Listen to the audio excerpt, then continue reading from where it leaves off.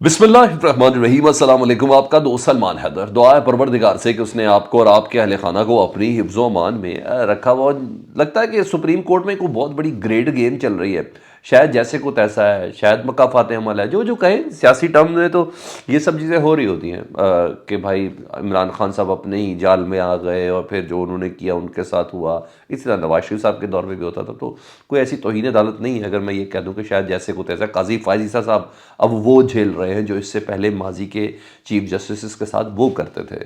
जी हाँ, उनके खिलाफ अब दरख्वास्त है, उनके खिलाफ अब आवाज़ें आना शुरू हो गई और साथ ही जजेस ही कर रहे हैं ना, और अभी चुप चुप तरीके से कर रहे हैं। ख़ासतौर पर उमर ताब बंदियाल साहब के साथ जो वो करते थे, वो भी बेंचों की तश्कील पर काजी फायज ईसा साहब उस वक्त ख़त लिखते थे। वो ख़त फिर मीडिया की जीनत बनता था, मीडिया को दिया जाता था, जो कुछ भी होता था, और फिर बड़ी हाइप क्रिएट होती थी, बयानिए बनते थे। फिर उन्हीं ख़तों के ऊपर बेस करके पार्लियामेंट के इजलास हुए, फिर प्राइम टाइम के प्रोग्राम हुए, जो कुछ होता था ना। तो अब काजी साहब के ऊपर भी अब वही इल्ज़ामात लग रहे हैं। और जैसे जस्टिस एजाजुल हसन साहब ने कल जो बमशल पड़ा, उन्हें बताया कि भाई रजिस्ट्रार सुप्रीम कोर्ट को ख़त लिख के उन्होंने कहा जनाब बेंच फिक्सिंग हो रही है। मुझसे बात क्या करते थे, हो क्या रहा है, ठीक। उन्होंने कहा जो 3 रुकनी कमेटी तय करती है, जो चीफ जस्टिस काजी फायज ईसा के चैम्बर के हम 3 रुकनी लोग, वो हो गए, एजाजुल हसन हो गए, जस्टिस मंसूर हो गए। उन्होंने कहा जो डिसाइड करते हैं उस पर अमल, बाहर आके बात कुछ और होती है। उन्होंने कहा मिलिट्री कोड का बेंच हो, डिसाइड कुछ और हुआ था, उसमें बंदे 7 रुकनी बेंच ने करा था, वो 6 कर लिया गया। एक जज अंदर गया, ने कहा कि मैं इस बेंच पे बैठने के लिए तैयार नहीं हूँ, तो दूसरे सीनियर जज को रखना था, उन्होंने 6 कर दिए 7 की बजाय। उन्होंने कहा ये हमसे डिसाइड हुआ था। मज़ार अली अकबर नकवी साहब का जो केस था, उसमें भी सीनियरिटी का ख्याल नहीं रखा गया, जो कहा था उसके ऊपर अमल नहीं किया गया। तो बहरहाल वो बता रहे हैं जस्टिस एजाजुल हसन साहब कि काजी साहब के चैम्बर में फ़ैसले कुछ और होते हैं, बाहर मामला मुख्तलिफ होते हैं। और उन्होंने ये भी बताया कि पिक एंड चूज़ हो रहा है। मैं कह रहा हूँ पिक एंड चूज़ के तासुर को ख़त्म करें। और यहाँ तक कि जुल्फ़िकार अली भुट्टो साहब के केस पे जो अदालती कत्ल के हवाले से, तो उन्होंने कहा 9 रुकनी बेंच बनाया गया। उस बेंच पे मुझे एतराज़ है, सीनियर जजेस को रखा ही नहीं गया, जो एक वो कॉन्टीन्यूटी बनती थी, ये उन्होंने बोला। दूसरा, एक तो ये चीज़ें शुरू हो गई। दूसरे जस्टिस तारिक मसूद साहब, ये बड़ा है मामला है उनका, सरदार तारिक मसूद साहब, उनके ऊपर वो जो फ़ौजी अदालतों वाला केस है, उस बेंच के अंदर भी वो शामिल है, 6 रुकनी बेंच पे। उस पर भी उनके ऊपर शदीद एतराज़ हो गए। इसके जो पटिशनर थे, दरख्वास्त करिंदा थे, वो साबिक चीफ जस्टिस थे Jawad S Khwaja Sahab, supreme court के। उन्होंने इस केस पे पटिशन दायर की थी इसके हवाले से। तो उन्होंने जस्टिस तारिक मसूद की बेंच में मौजूदगी पर एतराज़ किया। उन्होंने कहा ये कि 26 जून को जब ये दरख्वास्त दी गई थी ना, उसमें जस्टिस तारिक मसूद साहब ने अपना कॉन्सेंट लिखा था और लिख के दिया था कि ये दरख्वास्त काबिल समात है ही नहीं सुप्रीम कोर्ट में फ़ौजी अदालतों के ख़िलाफ़। उन्होंने कहा इस दरख्वास्त को हाई कोर्ट में जाना चाहिए, हमारे पास अभी नहीं आना चाहिए। मतलब वो बता रहे हैं जवाद एस ख्वाजा साहब कि जस्टिस तारिक मसूद साहब इस बेंच में बैठने के अहल नहीं हैं। वो उस मेयार के ऊपर पूरा नहीं उतरते, जो शख्स पहले ही अपना जहन दे चुका है इस केस के मुताबिक, तो कैसे ये सब होगा। तो सुप्रीम कोर्ट आपस में लड़ी है जी, इनको आवाम के किसी मामले से कोई ताल्लुक़ नहीं है, ऐसा लग रहा है।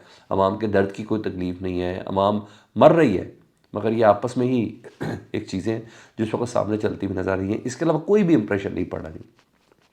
और मज़ीद सुने, आपको याद है एक दरख्वास्त आई थी सुप्रीम जुडिशल काउंसिल में मज़ार अली अकबर नकवी साहब के ख़िलाफ़, जो इंटरटेन हो गई, नोटिस भी जारी हुए। एक दरख्वास्त थी जस्टिस तारिक मसूद साहब के ख़िलाफ़, जिनके ऊपर अपने असास से ज़्यादा बनाने का इल्ज़ाम था। तो पहली बात तो ये कि मज़ार नकवी साहब का वो वकील थे ना, दाऊद साहब, उन्होंने दरख्वास्त दी थी।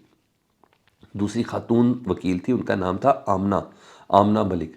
उनको सुप्रीम जुडिशल काउंसिल ने बुला लिया। आमना मलिक साहब ने चीफ जस्टिस ऑफ पाकिस्तान के ख़िलाफ़ दरख्वास्त दे दी। कहाँ दिया जी? वफाकी मोहतसब को। और जस्टिस तारिक मसूद साहब से भी मुतालिक उन्होंने कहा, उन्होंने दरख्वास्त दे के कहा है कि सुप्रीम जुडिशल काउंसिल के 2 सीनियर तरीन अरकान ने मुझे हरासा किया। ये बोला उन्होंने कहा इन दोनों ने मुझे हरासा किया है। मेरी दरख्वास्त पर सुप्रीम जुडिशल काउंसिल ऐसे रिएक्ट कर रही थी जैसे उनका ज़ाती मफाद हो, ठीक है। काजी फायज ईसा साहब ऐसे केस को डील करते जैसे उनके ख़िलाफ़ मैंने दरख्वास्त दी है। उन्होंने कहा जजेस ने अपने इख्तियारात की खिलाफ वर्जी की। आमना मलिक चले गई एहतसाब वफाकी मोहतसब के पास। मुझे नहीं पता इस पर अमल कितना होता है नहीं होता, लेकिन मैं आपको बता रहा हूँ कि कितने झोल हैं। وہ کہتی ہیں جو رویہ میرے سے اختیار کیا گیا وہ ناقابل قبول ہے اور نہ ہی آئینی ہے. نہایت توہین آمیز رویہ چیف جسٹس صاحب اور دوسرے جج صاحب نے 2 سپریم جوڈیشل کونسل کے ممبران نے سربراہ رکھا. انہوں نے کہا مجھے یہاں کہا گیا کہ یہاں تک آگے بی بی آپ کو وہاں بھیجیں گے جہاں سے واپس ہی نہ آ سکتی. انہوں نے کہا یہ خاتون ہونے کی وجہ سے میرے ساتھ امتیازی سلوک کیا گیا ہے، ذہنی اذیت اور دھمکیاں دی گئی ہیں. اور یہاں تک کہ مظہر علی اکبر نقوی صاحب کے خلاف جس بندے نے پٹیشن دائر کی تھی اس کو سپریم کورٹ میں ہائی ٹی دی جا رہی ہے سپریم جوڈیشل کے ممبران کی طرف سے. ان کو ہائی ٹی دیا رہی ہے اور مجھے دھمکیاں دی جا رہی ہے. وفاقی محتسب میں فوراً ایکشن لیں. سر یہ اندر کی گیمیں چل رہی ہیں. اور تو ادھر جج ایک دوسرے کے ساتھ بیٹھنے کے لیے خود بھی تیار نہیں ہے. مظہر علی اکبر نقوی صاحب نے بڑی میرٹ پہ بات کی ہے. انہوں نے کہا عوامی جو کیسز چل رہے ہیں نا جو عام کیسز چل رہے ہیں وہ کہتے ہیں معمول کے مطابق جو کیس چل رہے ہیں انہوں نے کہا ان کے بینچ تبدیل ہونے چاہیے. جیسے جسٹس جمال مندوخیل کے حوالے سے انہوں نے کہا کہ یہ میرے ساتھ بینچ میں شامل ہے عوامی کیسز دوسرے سننے میں، اور ساتھ ہی میرے خلاف کارروائی جو میں نے سپریم جوڈیشل کونسل کو چیلنج کیا ہوا ہے ان درخواستوں پہ کارروائی میرے خلاف بھی سن رہے ہیں. انہوں نے کہا کیسے ہو سکتا ہے ایک بندے کے ساتھ میں کیسے اعتراض کروں گا جو میرے ساتھ ایک عوامی فیصلہ دے رہا ہے، میں اس کی مخالفت کیسے کروں گا کیونکہ اس نے اگلا کیس میرا ہی سننا ہے. کہ اس طرح کے بینچز سے بیٹھیں یہ میرے خلاف کیسے ہوگا. یہ اس پہ انہوں نے درخواست، یہ ججز آپس میں بھی بڑے معاملات کے اندر ہیں.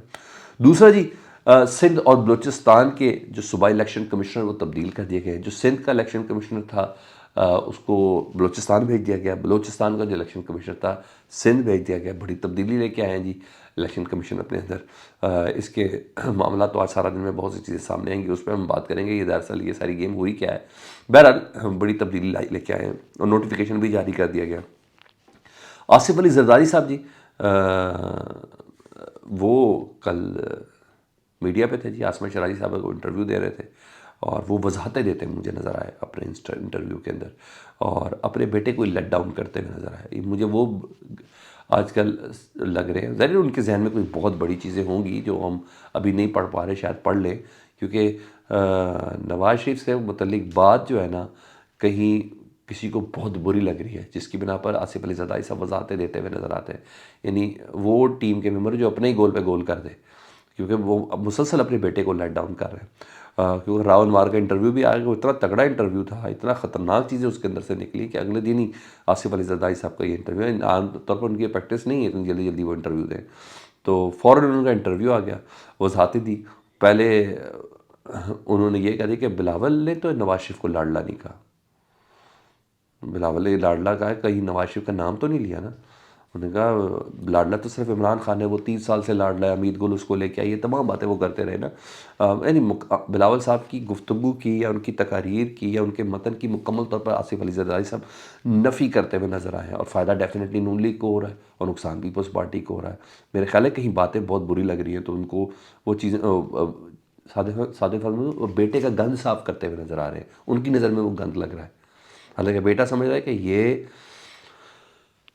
پاور پالیٹکس کے لیے ضروری ہے کہ ان کو کسی نہ کسی کا مخالف ہونا ہے. تو بیٹا سمجھ رہا ہے کہ ابھی مجھے یہاں کرنا چاہیے. لیکن بہرحال زرداری صاحب کے ذہن میں کچھ نہ کچھ ہوگا. کہیں جو پیکیج ان کے پاس ہے وہ ہے. پہلے وہ کہتے تھے پیپلز پارٹی کا امیدوار بلاول ہے، کل انہوں نے کہا بھائی نہیں ایسی کوئی بات نہیں ہے، میں بھی امیدوار ہو سکتا ہوں، بلاول بھی امیدوار ہو سکتے ہیں، خورشید شاہ بھی امیدوار ہو سکتا ہے.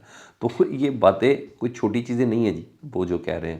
تو پہلے کہتے تھے بلاول انڈر ٹرینڈ ہے اور اب وہ اپنا نام بھی دے رہے ہیں. بلاول سیاست میں انڈر ٹرینڈ ہے، اب وہ اپنا نام بھی دے رہے ہیں کہ میں بھی ہو سکتا ہوں. تو الیکشن کے حوالے سے بھی بڑا عاصمہ شرازی صاحب نے کہا، مگر انہوں نے کہا کہ 8-10 دن لیٹ بھی ہو جائے الیکشن تو کوئی پرابلم نہیں ہے. انہوں نے کہا آپ یہ کہہ رہے ہیں، یعنی زرداری صاحب بھی سمجھتے ہیں کہ 8 فروری کو الیکشن نہیں ہو رہے، جو گمان ایسا ہوا، گمان ایسا وہ دے رہے. تو بہرحال فرق نہیں پڑتا. ہاں جمائمہ ملک سے متعلق انہوں نے ضرور کہا کہ جو بین الاقوامی جو یوٹیوبرز ہیں ان کو جمائمہ ملک پیسے دیتی ہے. پتہ نہیں کون یہ یوٹیوبر ہیں جن کو پیسے دے کے یوٹیوب ہوتی ہے. بہرحال مزہ نہیں آیا زرداری صاحب کے انٹرویو کا.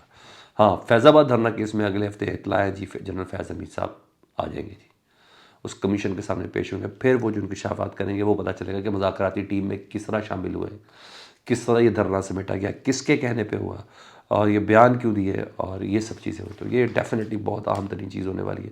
جنرل فیض حمید صاحب اس کمیشن میں جو فیض آباد دھرنا کے حوالے سے سپریم کورٹ نے جو حکم دیا، سپریم کورٹ نے جس کو جس کے اس کمیشن کے اوپر فیصلہ کرنا ہے، کیونکہ اس میں اس وقت کے وزیر اعظم بیان دے چکے، اس وقت کے وزیر داخلہ بیان دے چکے، ان سب نے بالکل نکال کے سائڈ پہ کر دیا جنرل فیض حمید صاحب کو، اور جنرل فیض حمید صاحب کچھ چیزیں بتائیں گے. Let's see next week. اپنا بہت زیادہ خیال رکھیں. اللہم صلی علی محمد و آل محمد.